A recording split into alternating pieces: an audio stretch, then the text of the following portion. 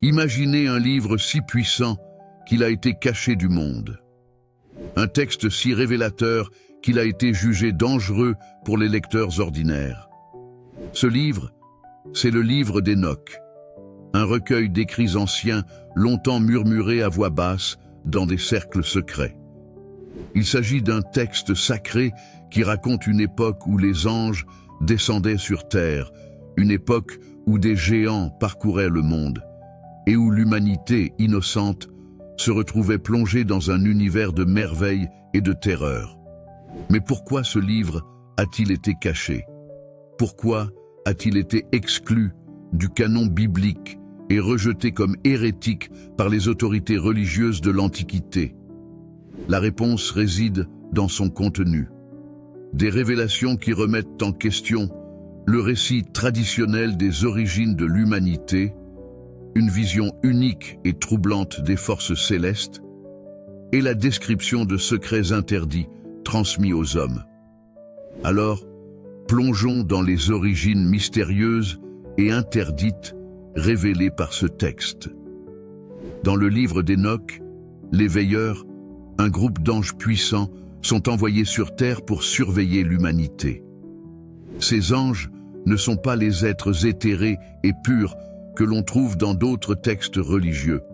Ils sont des entités complexes, douées de désirs, de doutes et d'émotions humaines. Ces veilleurs, qui occupent une place unique dans la hiérarchie céleste, sont fascinés par les hommes, mais leur fascination se transforme en désir. Le chef des veilleurs, Semyaza, est le premier à succomber. Déchiré entre son devoir et ses émotions, il observe les humains avec une curiosité grandissante, jusqu'à ce que son désir pour les femmes humaines prenne le dessus. En secret, il approche d'autres veilleurs et les incite à rejoindre sa cause.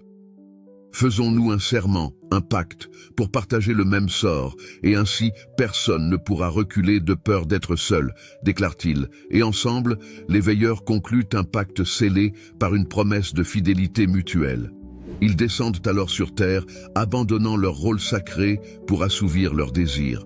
Leurs unions avec des femmes humaines donnent naissance aux Néphilim, des géants d'une force et d'une taille incroyable, marquant le début d'une ère de chaos. Les Néphilim sont des êtres hybrides, ni entièrement humains, ni entièrement divins. Selon le livre d'Hénoch, ils sont dotés d'une force titanesque, d'une stature colossale et d'une soif insatiable. Au début, les Néphilim émerveillent les hommes, car ils semblent être des dieux vivants, capables de prouesses hors du commun. Mais rapidement, leur puissance devient une malédiction. Les géants consomment toutes les ressources disponibles, pillant les cultures, tuant le bétail, et ne laissant derrière eux que famine et désolation. La terre est bientôt plongée dans un état de chaos, car les Néphilim, insatiables, se tournent vers les hommes, qu'ils oppriment et terrorisent. Les récits décrivent ces géants non seulement comme des êtres destructeurs, mais aussi comme des corrupteurs, poussant les hommes à des actes violents et immoraux. Au fur et à mesure que leur influence s'étend, les Néphilim établissent des empires de peur, imposant leur domination par la terreur et soumettant l'humanité à leur joug. La terre, jadis paisible, est désormais un champ de bataille entre les hommes et les géants, et les cris de désespoir s'élèvent jusqu'au ciel. Le livre d'Hénoch révèle que les transgressions des veilleurs vont bien au-delà de la simple désobéissance. Ces anges rebelles apportent également aux hommes des connaissances interdites, une sagesse que Dieu avait expressément défendue. Les veilleurs enseignent aux hommes des arts secrets, accélérant leur évolution, mais les menant aussi vers la perdition. L'ange Azazel est l'un des plus importants transgresseurs. Il enseigne aux hommes l'art de la métallurgie, leur montrant comment forger des armes et fabriquer des armures. Ce savoir révolutionne l'humanité, mais au lieu d'apporter la paix, il génère des guerres incessantes. Les hommes, désormais équipés de lames et de cuirasses, se battent pour le pouvoir, et la violence devient omniprésente. D'autres veilleurs partagent des secrets variés, les secrets des cosmétiques et de la beauté qui sèment la vanité parmi les femmes, les secrets des herbes et des racines qui introduisent le poison et la sorcellerie, et les secrets des étoiles et des planètes qui donnent aux hommes un aperçu de l'infinité de l'univers. Mais ces connaissances, mal comprises, deviennent des outils de destruction et de vanité. Le don de la connaissance divine semble devenir une malédiction, un fardeau trop lourd à porter pour des êtres mortels. L'humanité, en s'accrochant à cette sagesse interdite, plonge dans le chaos et les hommes s'éloignent de la pureté originelle. La terre est désormais un lieu de violence, de luxure et de désespoir. Les veilleurs, loin de leur rôle sacré de protecteurs, sont devenus des corrupteurs, et leur descente sur terre a marqué le début d'une chute spirituelle. En guidant les hommes vers des chemins interdits, ils ont condamné l'humanité à une existence tourmentée. Quant aux Néphilim, leur présence même est une offense à l'ordre divin, une aberration qui défie la nature. Face à la dépravation qui gangrène la terre, une question émerge. Combien de temps ce chaos peut-il durer avant que la colère divine ne s'abatte sur le monde? Car dans les murmures des sages et dans les prières des justes, l'idée d'un jugement imminent se répand. Dieu, affligé par la corruption de son œuvre, ne restera pas inactif face à la chute de l'humanité. Dans le silence, un avertissement commence à s'élever. Un grand cataclysme se prépare et seul un être pur pourra préserver un fragment de ce qui reste de bon dans ce monde brisé. Cette partie introduit les éléments fondamentaux de l'intrigue. Les veilleurs, leur désobéissance, la naissance des Néphilim et la diffusion de la connaissance interdite. Le lecteur est transporté dans un monde aux allures mythiques, où les forces divines et terrestres se mêlent dans un ballet tragique de pouvoir et de corruption. Alors que les veilleurs parcourent la terre et que les Néphilim ravagent le monde, la corruption et le chaos s'étendent parmi les hommes. Les connaissances interdites offertes par les anges déchus transforment la société humaine, accélérant leur développement, mais aussi leur destruction. L'humanité, autrefois innocente, commence à se diviser, à se battre et à s'entredéchirer pour les richesses, le pouvoir et la domination.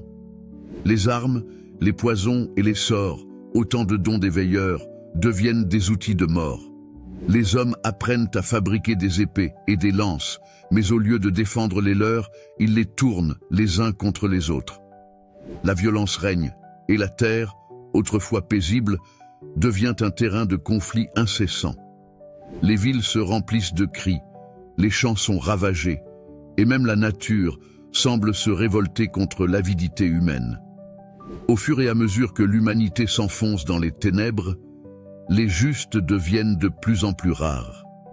La pureté, autrefois partagée par tous, devient une qualité exceptionnelle, portée par quelques âmes seulement. Le livre d'Hénoch décrit cette époque comme une période de dégénérescence, où les cœurs sont devenus durs et où les hommes ont oublié la piété et la bonté.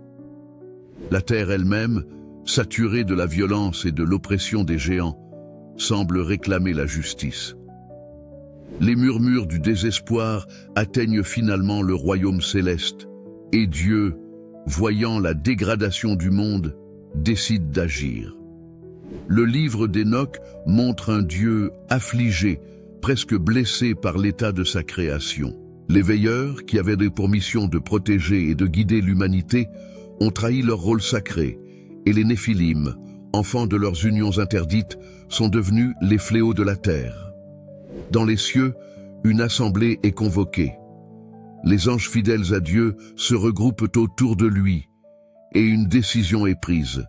L'humanité doit être purifiée de cette corruption, et les veilleurs, ainsi que leurs descendants, doivent être jugés. C'est ici que le livre d'Hénoch révèle une vision puissante de la justice divine, une justice intransigeante, mais aussi empreinte de compassion, car malgré tout, Dieu ne souhaite pas voir sa création anéantie. La punition des veilleurs est prononcée. Ils seront enchaînés et condamnés à rester dans les ténèbres jusqu'au jour du jugement. Leurs descendants, les Néphilims, devront périr, car ils ne sont ni des hommes ni des anges, et leur existence même est une insulte à l'ordre divin.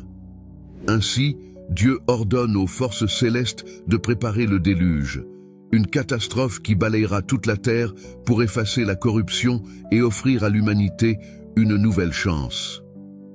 Alors que le jugement se prépare, Dieu trouve parmi les hommes un être de pureté exceptionnelle, Noé, un descendant d'Enoch. Le livre d'Enoch décrit Noé comme un homme juste, respecté pour sa droiture et sa foi. Contrairement aux autres, Noé n'a pas été corrompu par les arts des veilleurs et n'a pas suivi la voie des Néphilims.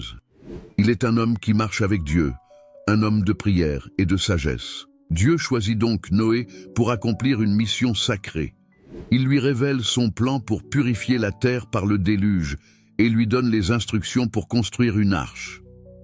Cette arche sera la seule chance de survie pour l'humanité et pour les créatures terrestres. C'est un projet colossal, un acte de foi pure. Noé, sans hésiter, se met à l'œuvre, bien que ce qu'il entreprend défie toute compréhension humaine. Avec l'aide de ses fils, il coupe le bois, rassemble les matériaux et façonne l'arche, suivant chaque instruction divine avec une précision religieuse. Le monde entier observe ce chantier titanesque, et les hommes se moquent de lui, incapables de comprendre l'ampleur du danger qui les attend.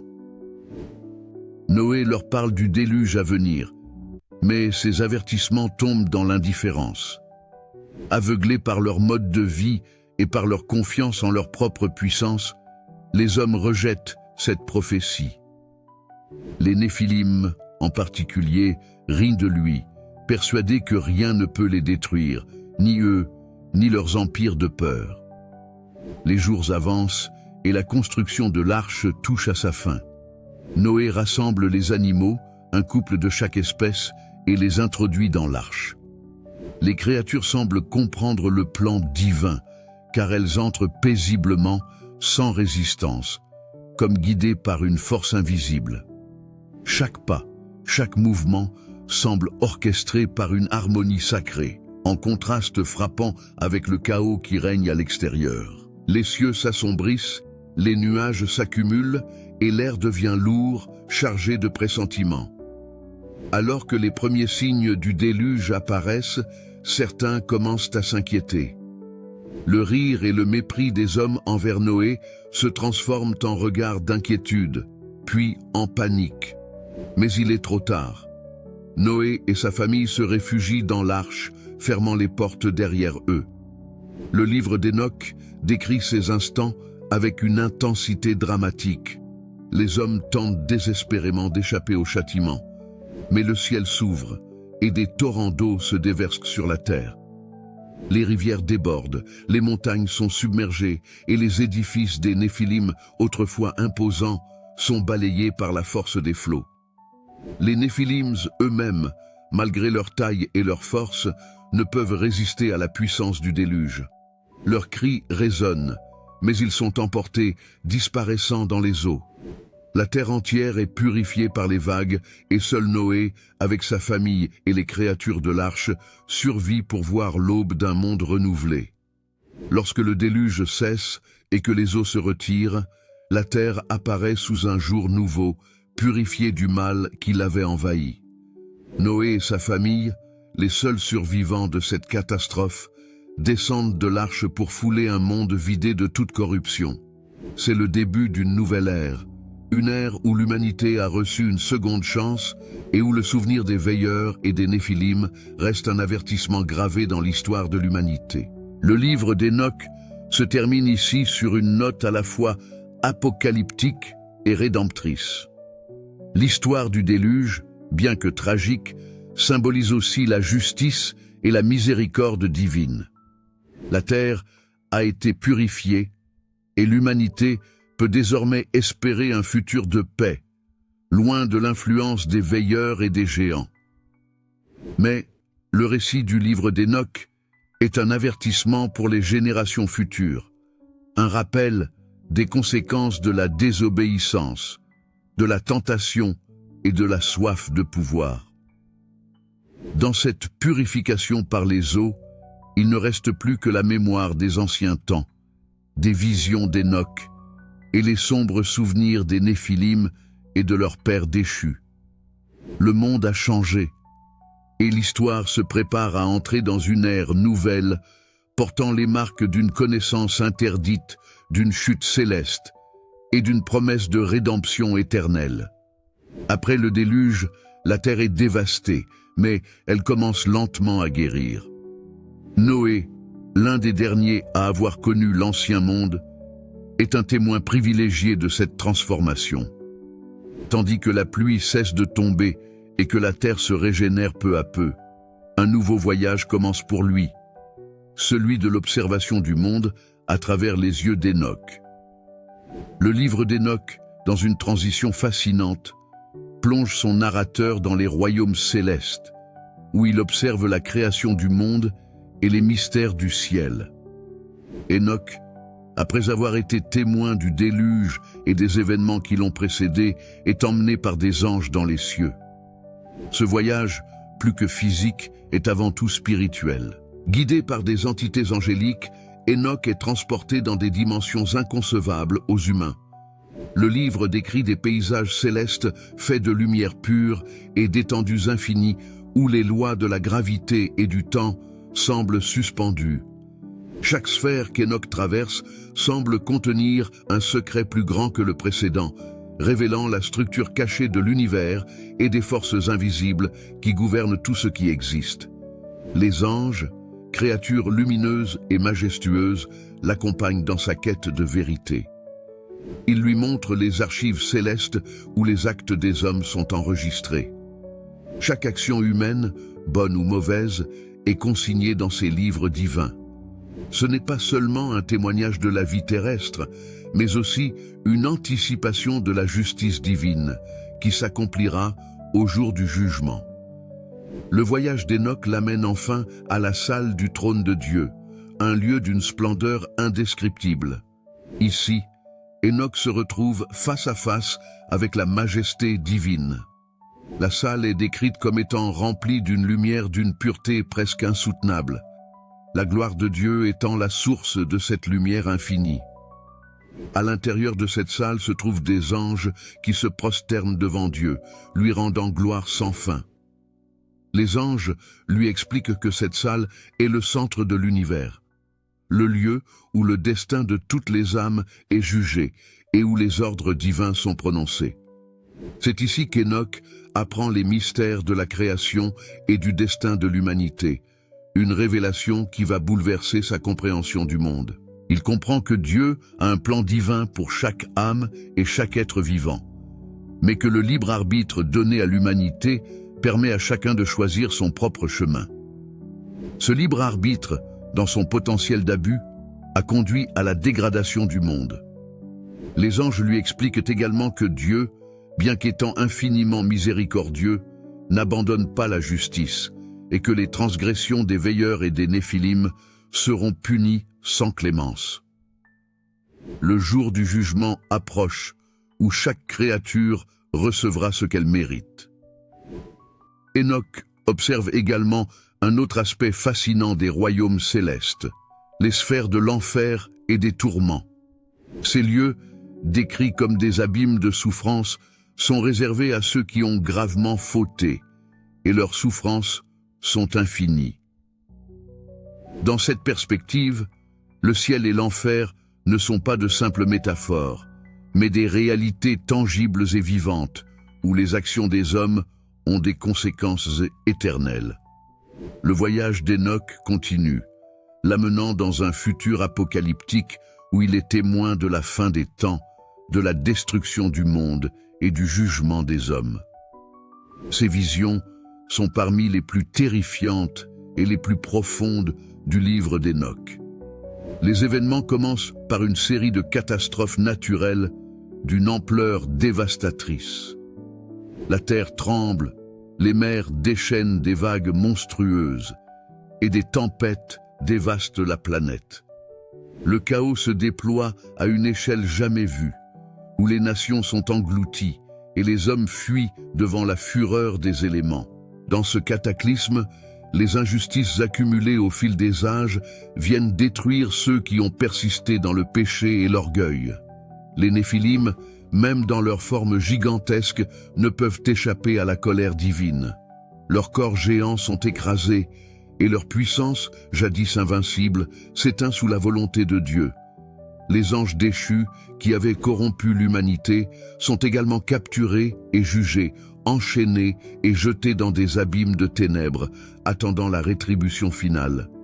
Enoch voit les anges fidèles, qui, après avoir purifié la terre, se préparent à annoncer la venue du Messie, un sauveur qui viendra restaurer l'ordre et établir le royaume de Dieu. C'est à ce moment-là qu'Enoch reçoit la promesse d'un renouveau, d'un monde débarrassé du mal et de la corruption. Le Messie, dans cette vision, n'est pas seulement un juge, mais aussi un guérisseur et un restaurateur du monde, venu apporter la paix après le chaos.